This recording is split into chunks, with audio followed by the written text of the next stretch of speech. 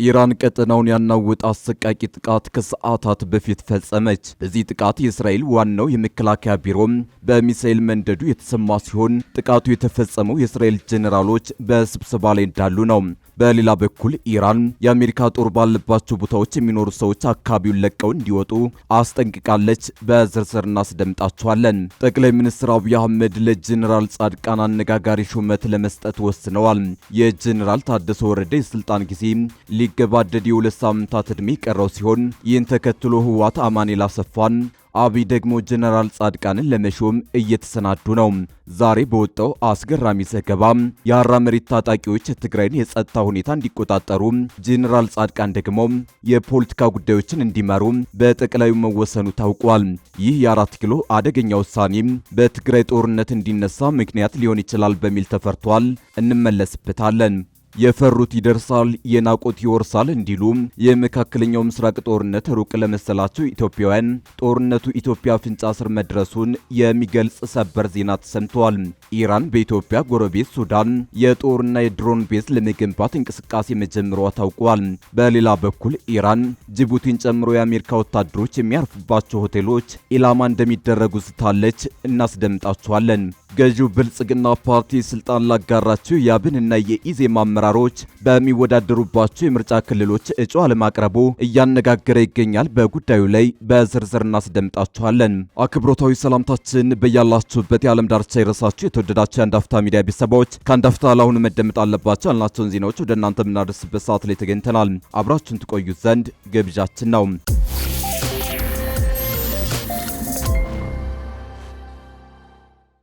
ኢራን ቀጠናውን ያናወጠ አሰቃቂ ጥቃት ከሰዓታት በፊት ፈጸመች። በዚህ ጥቃት የእስራኤል ዋናው የመከላከያ ቢሮ በሚሳኤል መንደዱ የተሰማ ሲሆን ጥቃቱ የተፈጸመው የእስራኤል ጄኔራሎች በስብሰባ ላይ እንዳሉ ነው። በሌላ በኩል ኢራን የአሜሪካ ጦር ባለባቸው ቦታዎች የሚኖሩ ሰዎች አካባቢውን ለቀው እንዲወጡ አስጠንቅቃለች። የእስራኤል ትልቁ የመከላከያ ቢሮ በሚሳኤል ተመቷል። ኢራን የእስራኤል የጦር ስፍራዎች ላይ ያነጣጠረ ጥቃት መፈጸሟን ቀጥላለች። ይህ ጥቃት ያነጣጠረውም በቴል አቪቭ የሚገኘውን የእስራኤልን መከላከያ ሚኒስቴር ዋና መስሪያ ቤትን ጨምሮ ሌሎች ወታደራዊ የደህንነት ተቋማት ላይ መሆኑ አስታውቋል። በእስራኤል በኩል እስካሁን በደረሰው ጥቃት 6 ሰዎች ቀላል ጉዳት እንደደረሰባቸውና በአንዳንድ መኖሪያ ቤቶች ላይ የንብረት ውድመት መከሰቱ ተነግሯል። በተመሳሳይ ኢራን በሳውዲ አረቢያ ዋና ከተማ ሪያድና በኩዌት ወደብ ላይ ጥቃት መሰንዘሯ ተዘግቧል። ይህ ክስተት በቀጠናው ያለውን የጸጥታ ስጋት ይበልጥ አባብሶታል። ጥቃቱን ተከትሎ በዓለም አቀፍ የነዳጅ ገበያና በባህር ትራንስፖርት ደህንነት ላይ ተጽዕኖ ሊያሳድር እንደሚችል ስጋቶች እየተገለጹ ነው። ሳውዲ አረቢያ አሜሪካ በኢራን ላይ የምታደርገውን ጥቃት እንድታጠናክር ጠይቃለች። የሳውዲ አረቢያው አልጋ ወራሽ መሐመድ ቢን ሰልማን አሁን ያለውን የአሜሪካ እስራኤልና የኢራን ጦርነት መካከለኛው ምስራቅን ዳግም ለመቅረጽ የሚያስችል ታሪካዊ አጋጣሚ አድርገው እንደሚመለከቱት የደህንነት ምንጮችን ጠቅሶ ዘጋርዲያን ዘግቧል። ሳውዲ ጥቃቱ እንዲበረታ የምትጠይቀው በቀጠናው ያለውን የኢራን ተጽዕኖ በዘላቂነት ለመቀነስ በማለም እንደሆነ ይገምታል። ይህ በእንዲህ እንዳለ የኢራን እስላማዊ አብዮታዊ ዘብ በመካከለኛው ምስራቅ አካባቢ የአሜሪካ ጦር ባለባቸው ቦታዎች የሚኖሩ ሰዎች አካባቢውን ለቀው እንዲወጡ አስጠንቅቋል። ከአብዮታዊ ዘቡ ጋር ግንኙነት ያለው የፋርስ የዜና ወኪል የወጣው የወታደራዊ ኃይሉ መግለጫ አሜሪካና እስራኤል የሲቪል ቦታዎችንና ንጹሃን ሰዎችን እንደ ሰብአዊ ጋሻ ተጠቅመዋል ሲል ከሷል። መግለጫው በተጨማሪም አሜሪካ ሲቪሎችንና የኢራን ባለስልጣናትን ገድላለች በማለት ክስ አቅርቧል። ጦርነቱ ከተጀመረ ጊዜ አንስቶ አብዮታዊ ዘቡ በርካታ ማስጠንቀቂያዎችን ሰጥቷል። ከዚህ ቀደም በመካከለኛው ምስራቅ በአሜሪካ የኢንዱስትሪ ቦታዎች አቅራቢያ የሚኖሩ ሰዎች ለቀው እንዲወጡ አስጠንቅቆ ነበር። አሁን ባወጣው ማስጠንቀቂያ ላይ ግን ምንም አይነት ቦታዎችን በግልጽ ሳይጠቅስ አጠቃላይ ማስጠንቀቂያ ሰጥቷል። አንድ ወር በሞላው ጦርነት አብዮታዊ ዘቡ ከፍተኛ አዛዦቹ ተገድለውበታል። ምንም እንኳን ኢራን ከቅርብ ቀናት ወዲህ የሟቾችን ቁጥር በይፋ ባታሳውቅም በአሜሪካ የሚገኘው የሰብአዊ መብት ተሟጋች ዜና ወኪል እንደዘገበው እስካሁን 1492 ህጻናትን ጨምሮ 221 ኢራናውያን ሲቪሎች ተገድለዋል። 1167 የኢራን ጦር ሰራዊት አባላት መገደላቸውንም የዜና ወኪሉ ዘግቧል። ጠቅላይ ሚኒስትር አብይ አህመድ ለጀነራል ጻድቃን አነጋጋሪ ሹመት ለመስጠት ወስነዋል።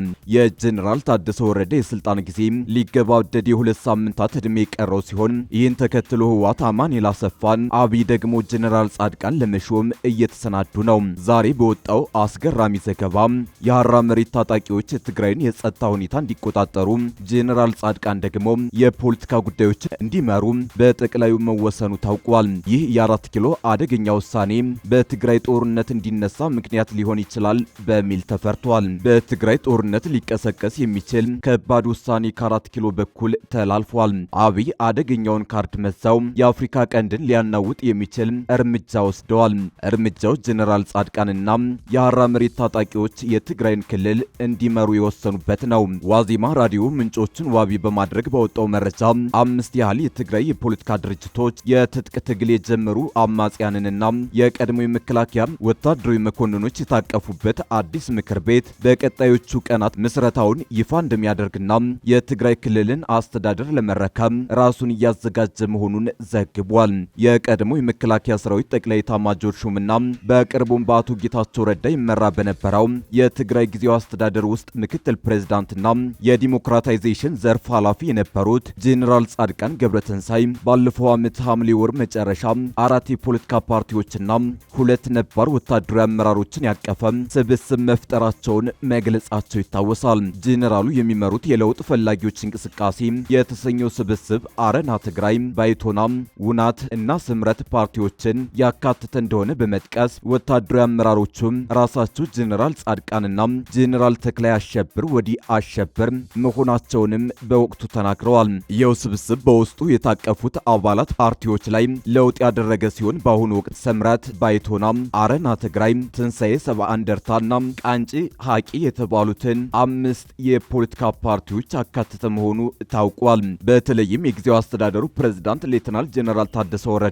የስልጣን ጊዜ 2 ሳምንታት ዕድሜ የቀረው መሆኑን ተከትሎ ራሱን ከትግራይ ኃይሎች የነጠለውና በአፋር የሚንቀሳቀሰው የሐራ መሬት ወይም የትግራይ ሰላም ኃይል በመባል የሚጠራው ታጣቂ የስብስቡ ወታደራዊ ክንፍ እንዲሆን ከስምምነት ተደርሷል። 5ቱ የፖለቲካ ፓርቲዎች ለየብቻ ሲንቀሳቀሱ መቆየታቸውን ገልጸው በክልሉ ውስጥ ያለውን ስርዓት ለማስወገድ ብቸኛው አማራጭ ተደራጅቶ መንቀሳቀስ እንደሆነ እንደሚያምኑ ኃላፊዎች ይናገራሉ። ጄኔራል ጻድቃን ገብረተንሳይ፣ ብርጋዴር ጄኔራል ገብረ እግዚአብሔር በየነ ወዲያን ጥሩ፣ ጀር ጄኔራል አበበ ተክለ ሃይማኖት ጆቤ፣ ኢንጂነር አሰፋ አብርሃም እና ጄኔራል ተክላይ ወዲያ አሸበር በተመሳሳይ መልኩ በየፊናቸው እንቅስቃሴ ሲያደርጉ መቆየታቸውን የገለጹት ኃላፊዎቹ ፖለቲካዊና ወታደራዊ ክንፉን በማጠናከር ወደ ትግራይ መግባትና ስርዓቱን ማስወገድ ዋነኛ ዓላማው አድርጎ እየተንቀሳቀሰ እንደሆነ ተናግረዋል። የህወሓት አመራሮች ጊዜው አስተዳደሩን ሙሉ በሙሉ ለመቆጣጠር ጥረት እያደረጉ ነው ያሉ ሲሆን ይህ እንዲሆን አንፈቅድም ብለዋል። ቀጣዩን የጊዜው አስተዳደሩን ቦታ በመቆናጠጥ ክልሉን የማስተዳደር ጥረት መጀመሩን ይህንን ለማሳካትም መንግስታዊ ቅርጽ ያለው ምክር ቤት እንደሚቋቋም ተናግረዋል። የጊዜው አስተዳደሩ ፕሬዝዳንት የስልጣን ጊዜ ከማብቃቱ በፊት በቅርቡ በአዲስ አበባ ይፋ እንደሚደረግና ለስራ ማስኬጃ እንዲሁም ለሰራዊት የሚሆኑ ገቢ የማሰባሰብ ስራዎች ለመጀመር እቅድ መኖሩም ታውቋል። በ2016 ዓ.ም አጋማሽ በህወሓት ውስጥ የተፈጠረውን ልዩነት ተከትሎ በርካታ የክልሉ የቀድሞ የፖለቲካና ወታደራዊ አመራሮች ከህወሓት መደበኛ መዋቅር በመውጣት የራሳቸውን የፖለቲካ ስብስቦች እያጠናከሩ ይገኛሉ። የፈሩት ይደርሳል፣ የናቁት ይወርሳል እንዲሉ የመካከለኛው ምስራቅ ጦርነት ሩቅ ለመሰላቸው ኢትዮጵያውያን ጦርነቱ ኢትዮጵያ አፍንጫ ስር መድረሱን የሚገልጽ ሰበር ዜና ተሰምቷል። ኢራን በኢትዮጵያ ጎረቤት ሱዳን የጦርና የድሮን ቤዝ ለመገንባት እንቅስቃሴ መጀመሯ ታውቋል። በሌላ በኩል ኢራን ጅቡቲን ጨምሮ የአሜሪካ ወታደሮች የሚያርፉባቸው ሆቴሎች ኢላማ እንደሚደረጉ ዝታለች። ኢራን በፖርት ሱዳን ስትራቴጂካዊ የባህር ኃይል ሰፈር ለመመስረት ጥረት እያደረገች ነው። በቀይ ባህር አካባቢ ያለውን ጂኦፖለቲካዊ ሚዛን ሊቀይር የሚችል አዲስ ዲፕሎማሲያዊ እንቅስቃሴ ነው ተብሎለታል። የኢራን ከፍተኛ የዲፕሎማሲ ልዑክ በፖርት ሱዳን ከጀነራል አልቡርሃን የጦር አመራሮች ጋር ሚስጥራዊ ስብሰባ ማድረጋቸው ተረጋግጧል። ሁለቱ ወገኖች ከዚህ ቀደም የነበራቸውን ወታደራዊ ስምምነቶች ወደ ላቀ ደረጃ ለማድረስና የቴክኒክ ድጋፎችን ለማጠናከር ተወያይተዋል። ቴህራን በስልታዊ ጠቀሜታዋ በምትታወቀው ፖርት ሱዳን የባህር ኃይል መገልገያ ተቋም ለመገንባትና የባህር ላይ ክትትል አቅሟን ለማሳደግ ፍላጎት እንዳላት ገልጻለች። ምንጮች እንደጠቆሙት በዚህ ዝግ ስብሰባ ላይ በዓለም አቀፉ የወንጀለኞች ፍርድ ቤት የሚፈለጉ የቀድሞ የሱዳን መንግስት እስላማዊ አመራሮች መገኘታቸው ጉዳዩን አነጋጋሪ አድርጎታል። ኢራን በቀይ ባህር ላይ የምታደርገውን ይህ እንቅስቃሴ በክልሉ ያለውን ውጥረት ይበልጥ ሊያባብሰው እንደሚችል ተገምቷል። በተለይም የመርከብ ትራፊክን ለመቆጣጠርና በባህር መስመሮች ላይ ያላትን ተጽዕኖ ለማስፋት የምታደርገው ጥረት በአካባቢው ባሉ ሀያላን ሀገራት ዘንድ ከፍተኛ ስጋት እየፈጠረ ይገኛል። የአልቡርሃን ጦር ከኢራን ጋር የሚያደርገው ይህ መቀራረብ በሱዳን ውስጥ ካለው የእርስ በርስ ጦርነትና ከምዕራባውያን ጫና አንጻር አዲስ የኃይል አስተላለፍ ሊፈጥር እንደሚችል ይነገራል። ይህ በእንዲህ እንዳለ ኢራን ጅቡቲን ጨምሮ የአሜሪካ ወታደሮች የሚያርፉባቸው ሆቴሎች ኢላማ እንደሚደረጉ ዝታለች። የኢራን የውጭ ጉዳይ ሚኒስትር አባስ አራግቺ በመካከለኛው ምስራቅ የሚገኙ ሆቴሎች የአሜሪካ ወታደሮችን ማስተናገድ እንዲያቆሙ ከበድ ያለ ማስጠንቀቂያ ሰጥተዋል። ሚኒስትሩ አሜሪካ ወታደሮቿን ከወታደራዊ ካምፖች አውጥታ በሲቪል ሆቴሎችና ቢሮዎች ውስጥ በማስፈር የባህር ሰላጤው ሀገራት ዜጎችን እንደ የሰው ጋሻ እየተጠቀመች ነው ሲሉ ከሰዋል። እንደ ፋርስ የዜና ወኪል ዘገባ ማስጠንቀቂያው በባህሬን፣ በተባበሩት አረብ ኤሚሬትስ፣ በሶሪያና በጅቡቲ የሚገኙ ሆቴሎች ያጠቃልላል። ኢራን እነዚህን መገኛዎች በዝርዝር መለየቷን የገለጸች ሲሆን ወታደሮቹን ማስተናገድ የማይቆም ከሆነ ተቋማቱ ሕጋዊ የመከላከያ ኢላማ ተደርገው ጥቃት እንደሚሰነዘርባቸው አስታውቃለች። ይህ ሁሉን አቀፍና የመጨረሻ የተባለው ማስጠንቀቂያ ቀጠናዊ ውጥረቱን ይበልጥ አባብሶታል። ገዢው ብልጽግና ፓርቲ ስልጣን ላጋራቸው የአብንና የኢዜማ አመራሮች በሚወዳደሩባቸው የምርጫ ክልሎች እጩ አለማቅረቡ እያነጋገረ ነው። የሁለቱ ዋና የመንግስት አጋር ፓርቲ አመራሮችን ፓርላማ መግባት የሚያስችላቸውን ድምፅ ያለ ፍክክር እንዲያገኙ ብልጽግና ሆን ብሎ በፎርፌ ለቆላቸዋል እየተባለ ነው። ብልጽግና እጩ ባቀረበባቸው ከ80 በላይ የፓርላማ መቀመጫዎች ውስጥ ከትግራይ ክልል መቀመጫ ውጭ አብዛኞቹ ለአብንና ኢዜማ የተተዉ ናቸው ተብሏል። ብልጽግና የአብንና ኢዜማ አመራሮች የሚወዳደሩባቸው የምርጫ ክልሎች ላይ እጩ አለማቅረቡን ቢቢሲ ባደረገው ክትትል መረዳቱን ዘግቧል።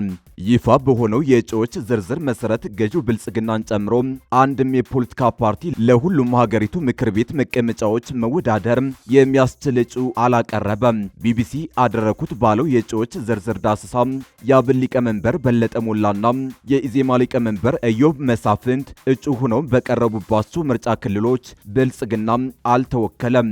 አብን 6 የሥራ አስፈጻሚ አባላቱን ለምርጫ ያቀረበ ሲሆን እነዚህ የፓርቲው አመራሮች ለፓርላማ አባልነት በሚወዳደሩባቸው ስፍራዎች ብልጽግና አይቀናቀናቸው። ብልጽግና በአማራ ክልል ከማይወዳደርባቸው የሕዝብ ተወካዮች ምክር ቤት መቀመጫዎች መካከል ለሰባቱ ተቃዋሚው አብን አመራሮችና አባላቱን እጩ አድርጎ ያቀረበባቸው ናቸው። ከነዚህ ምርጫ ክልሎች አንዱ የአብን ሊቀመንበር እንዲሁም በጠቅላይ ሚኒስትር አብይ አህመድ ካቢኔ አባል በለጠ ሞላ የሚወዳደሩበት ራያ ቆቦ ነው። ብልጽግና በዚህ ምርጫ ክልል ለክልል ምክር ቤት የሚወዳደሩ እጩዎችን ቢያቀርብም ለተወካዮች ምክር ቤት ግን ተወካዩን አላስመዘገበም። ብልጽግና በአዲስ አበባ ከተማ ከማይወዳደርባቸው 3 የፓርላማ መቀመጫዎች ውስጥ በሁለቱ ላይ በእጩነት የቀረቡት የተቃዋሚው ፖለቲካ ፓርቲ ኢዜማ አመራሮች ናቸው። በአዲስ አበባ ብልጽግና የማይፎካከራቸው የኢዜማ መሪ ኢዮብ መሳፍንት፣ ምክትላቸው ንጋቱ ወልዴና የፓርቲው የትይዩ ካቢኔ አባል ናቸው የተባሉት ሰይፈ ሚካኤል ተሾመ ናቸው።